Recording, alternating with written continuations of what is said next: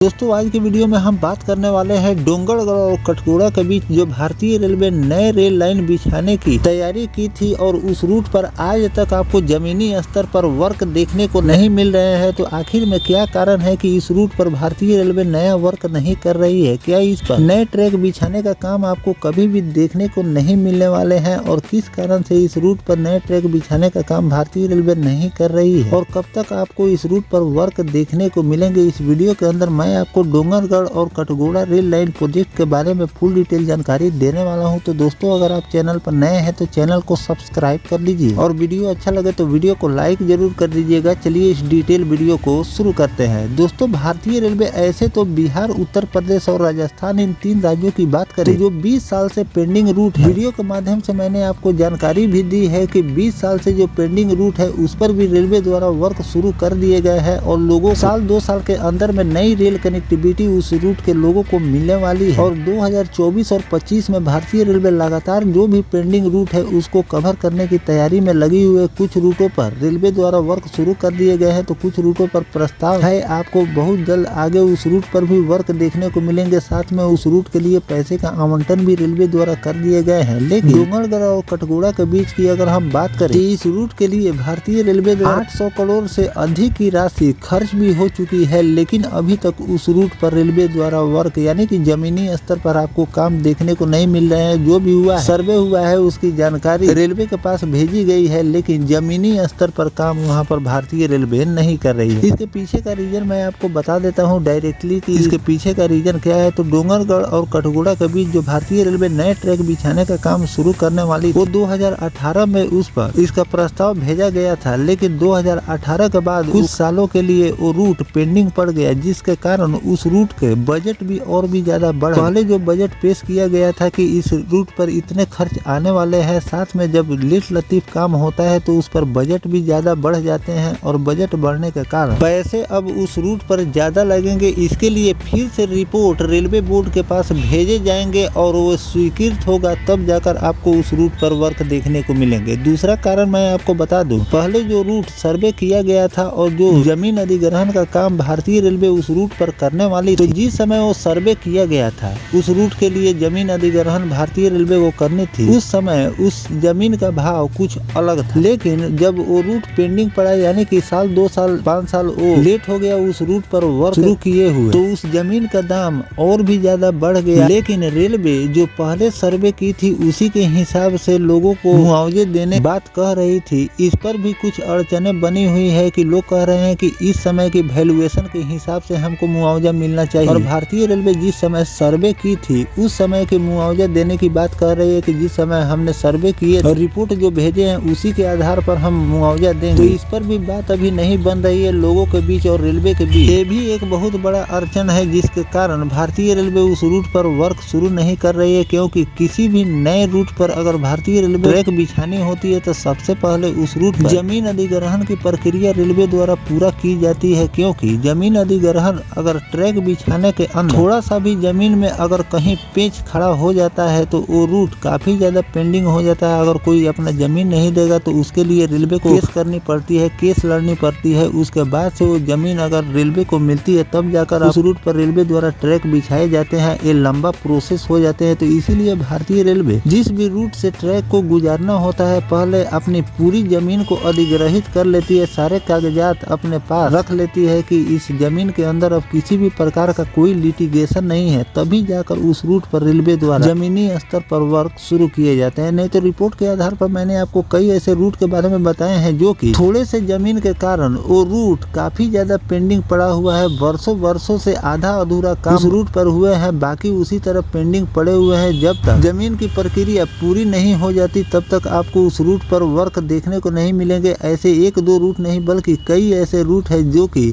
अभी तक पेंडिंग पड़े हुए हैं। रेलवे के करोड़ों रुपए उस पर खर्च किए गए हैं, लेकिन आज तक उस रूट पर ट्रेनों का संचालन देखने को नहीं मिल रहे हैं। तो बात ऐसा है कि डोंगरगढ़ और कटघोरा के बीच यही मामला फंसा हुआ है कि भारतीय रेलवे जमीन अधिग्रहण पेच अभी फंसा हुआ है। पर मीडिया में एक रिपोर्ट निकलकर सामने आया था, उसी के आधार पर मैं आपको बता रहा हूँ कि भारतीय रेलवे के पास ये भी एक समस्या खड़ी हो गई है कि जिन लोगों की जमीन अधिग्रहित भारतीय रेलवे को करनी है उन लोगों की तरफ से डिमांड है कि इस समय के हिसाब हिसाब से हमको मुआवजा मिले, जो पिछले सर्वे किया गया था उस हिसाब से नहीं बल्कि इस समय की वैल्यूएशन के हिसाब से हमको मुआवजा मिले, और साथ घर के एक सदस्य को नौकरी और रहने के लिए अलग से जमीन दिया जाए जहां पर वे लोग अपना घर बना कर रहे या खेती योग्य भूमि अपनी खरीद कर फिर से खेती बाड़ी अपनी कर सके। तो जब तक इन सभी वादों पर रेलवे खड़ा नहीं होती है तब तक लोग भी अपना जमीन नहीं देंगे और आपको उस रूट पर वर्क देखने को नहीं मिलेंगे। तो इन सभी अड़चनों के कारण डोंगरगढ़ और कठगोड़ा रेल लाइन अभी